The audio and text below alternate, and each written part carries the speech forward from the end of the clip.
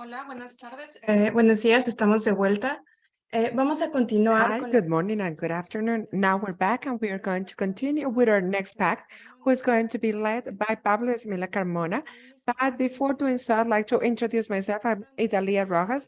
I'm a PhD graduate student and I'm working with molecular biology, and I am in Mexico working with the evolutionary biology.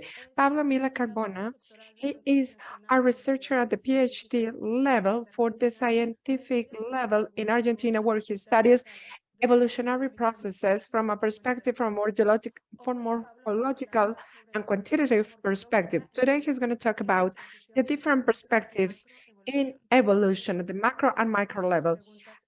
Please remember that you can post your questions at the Q&A section, and you can also use the chat to introduce yourselves or to socialize. So before 3 minutes before concluding your time, I'll interrupt you. So Pablo, the floor is yours. Go ahead. Thank you very much. Hi, good morning. My name is Pablo. Let me share my presentation with you. I'm Pablo from the Buenos Aires University in Argentina, and I'm going to be talking about the different ways in which we are studying evolution in the transition between the micro and micro evolution. All right, so historically speaking, whenever we talk about biodiversity and their causal relationship with the different processes that we can see in the different species, we can see how this is part of the macroevolutionary studies and one of the main objectives that we have in evolutionary biology. One of the most recent studies, or let's say that these studies have been boosted by the compared phylogenetic studies that allows us to work on different hypotheses in a very sophisticated way. And somehow it allows us to see how the evolution has been like for many different species. So that's why these sort of studies are the ones that are trendy right now, but due to many different reasons.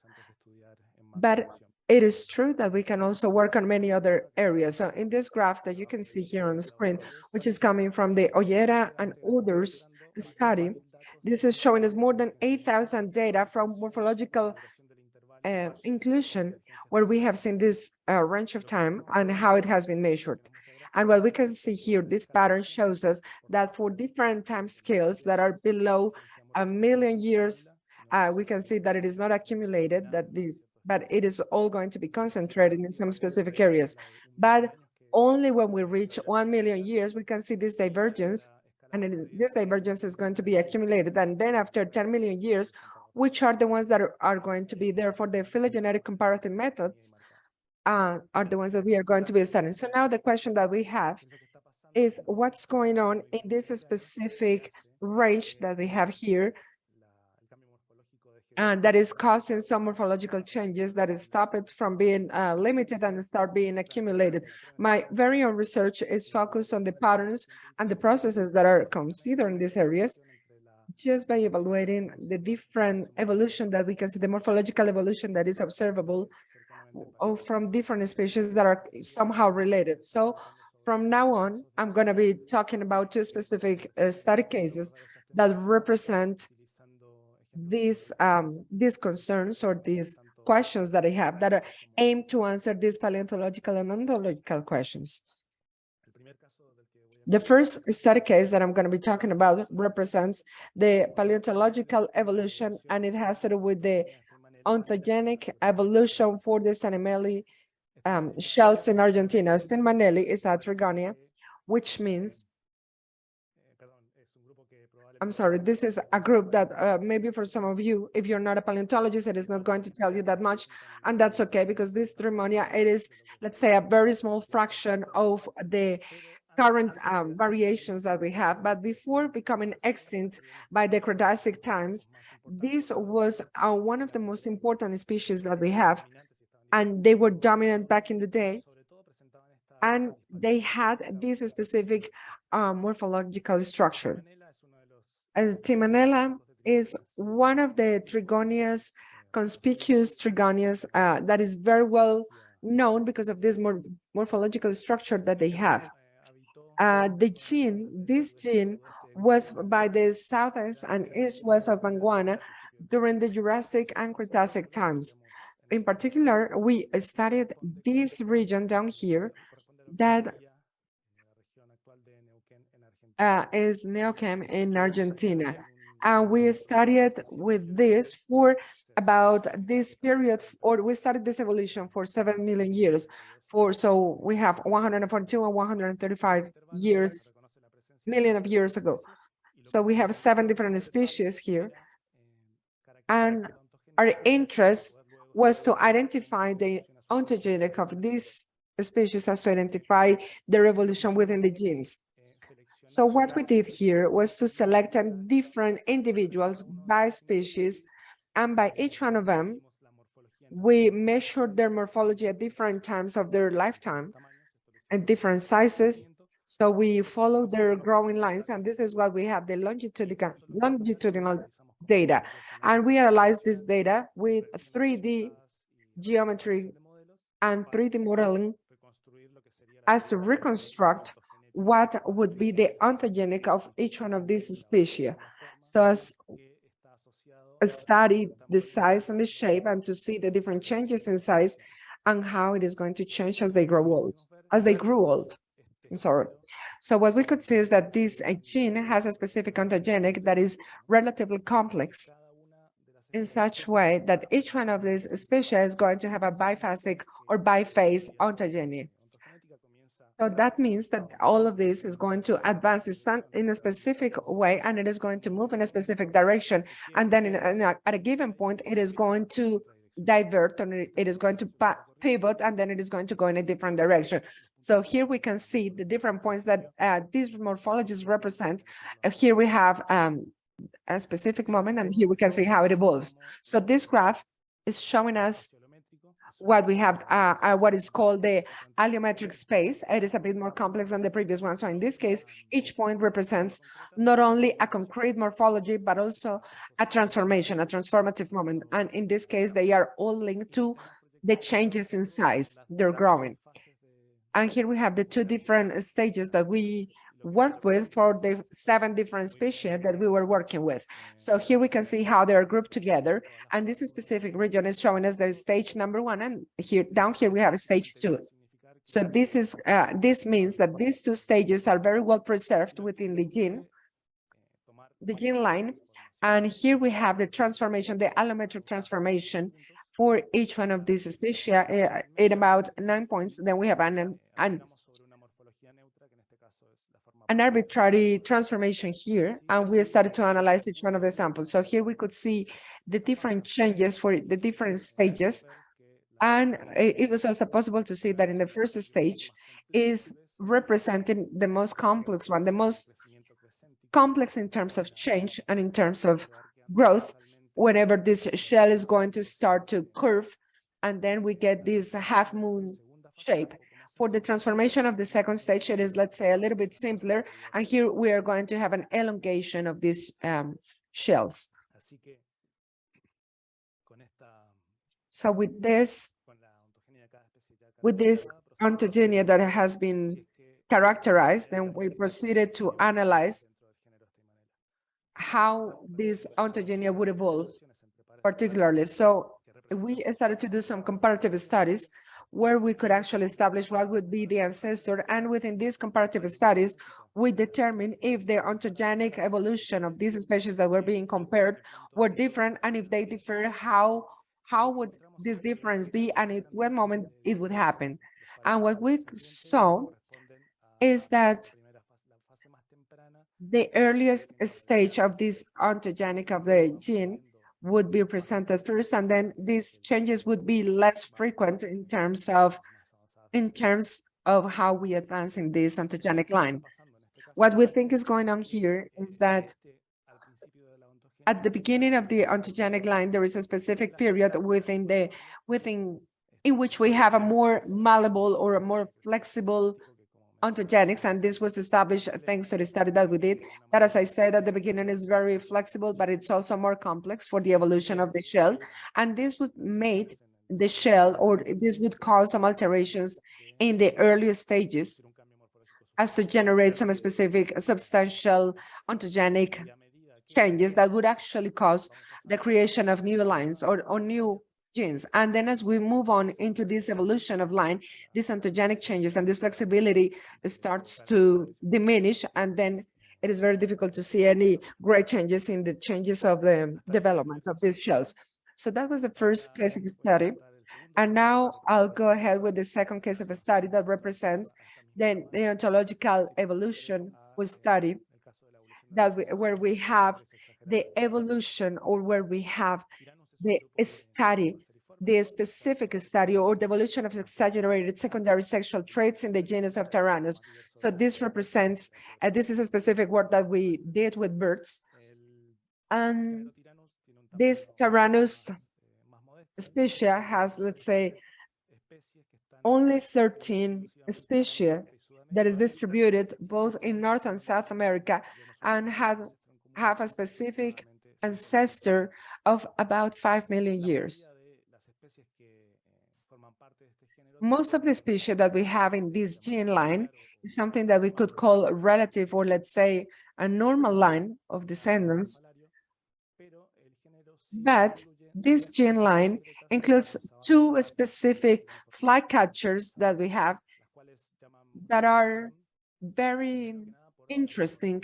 First of all, given their exaggerated morphology in their tails, which is the result of a specific stretching of these tails, of the specific feathers in their tails. And on the other hand, it is also interesting because we know that this is a convergent evolution. So it means that they have evolved in a different way, or in an independent way.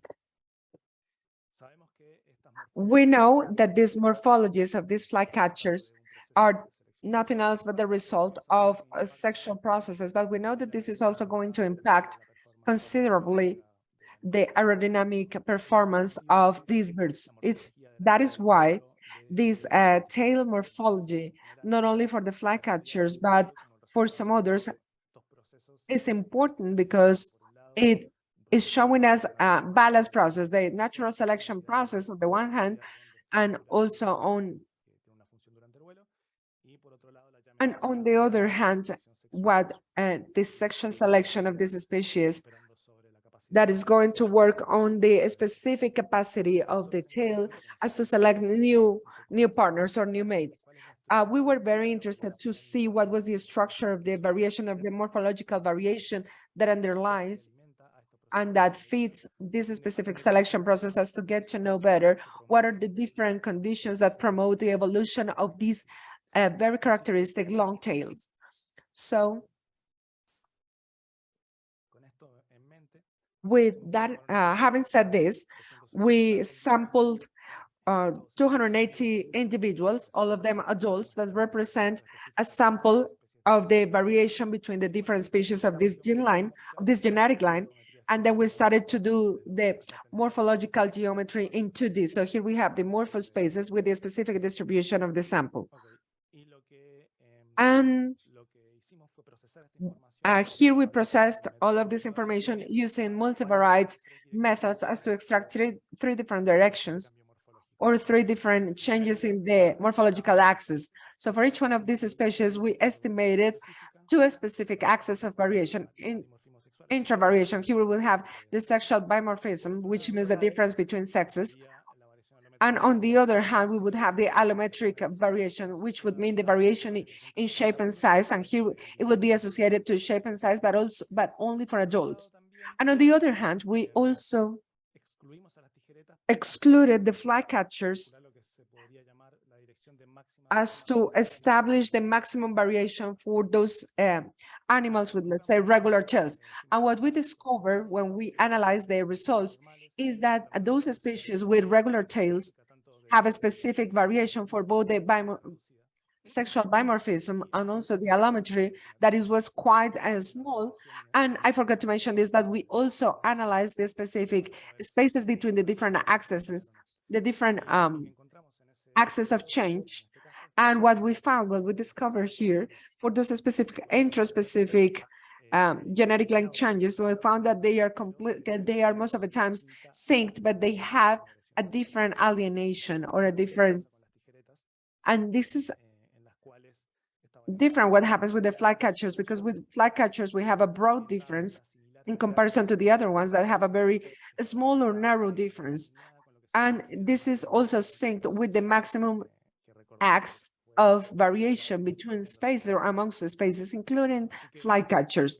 So what we think might be happening here is that these maximum acts of intraspecific change could be specific for some specific species, and this could actually impact the way in which it is represented in each one of the spaces. And for example, with the flycatchers, we could see how this has been broadly expanded, and we can see a very powerful phenomena such as the sexual mating or the sexual selection, and this has made the selection, and this has caused the morphology, or this has caused the morphology to change us to see which ones are going to become flycatchers and which ones are not. So with that, and just to conclude, I'd like to conclude to wrap up with a couple of comments, which I think that these two comments or these two case studies shows us that there are many different interesting things that we can learn from this intermediate species, and there are many things that we can learn here, because here we need to, but it is also important to have in mind the different methods that we are going to have in mind to conduct this kind of studies.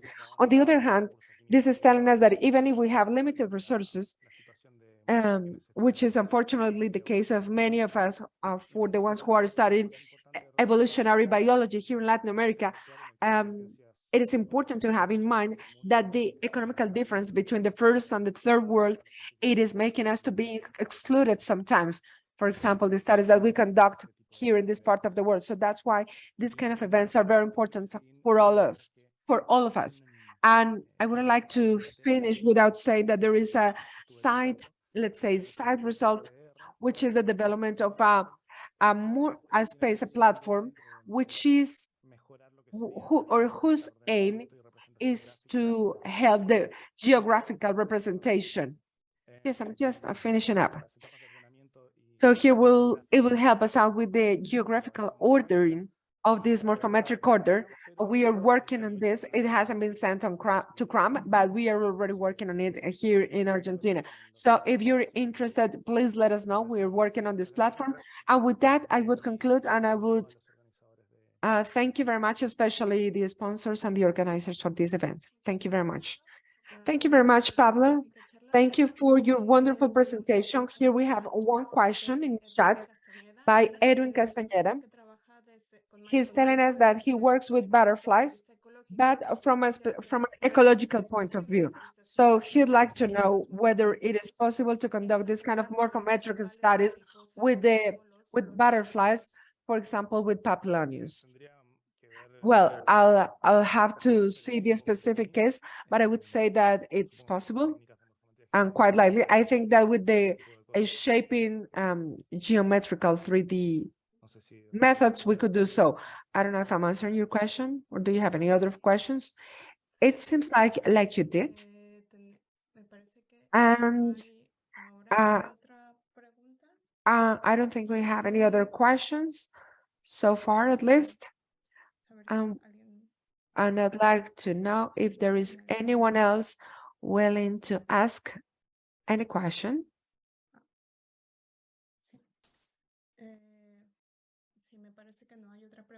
Chat y estamos justo a tiempo. So I think we're doing okay. So if we don't have any other questions, I think we can continue with our next speaker. Thank you very much, Pablo, and thank you very much for sharing your platform, the platform that we're working on. Hopefully we can actually visit that, and maybe you can share the link with us so we can actually visit this initiative. Thank you very much, Pablo.